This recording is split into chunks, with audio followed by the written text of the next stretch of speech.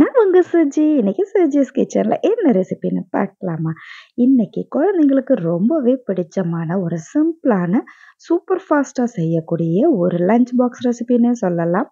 டிஃபனா கூட யூஸ் பண்ணலாம். ஒரு சூப்பரான மசாலா பாஸ்தா ரெசிபி எப்படி செய்றதுன்னு பார்க்கலாம்.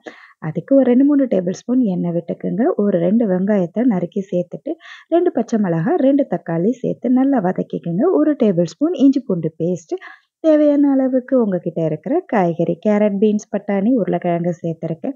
எல்லாத்தையும் நல்லா வதக்கி விட்டுட்டு, மஞ்சத்தூள், மிளகாத்தூள், அப்புறம் கொஞ்சம் கரம் மசாலா எல்லாத்தையும் சேர்த்து நல்லா வதக்கி விட்டுக்குங்க. தேவையான அளவு உப்பு சேர்த்துட்டு, கொஞ்சம் ஒரு 1/4 டம்ளர் தண்ணி சேர்த்து பச்சை வாசனை போகிற அளவுக்கு மூடி போட்டு 2 நிமிஷம் வேக விடுங்க.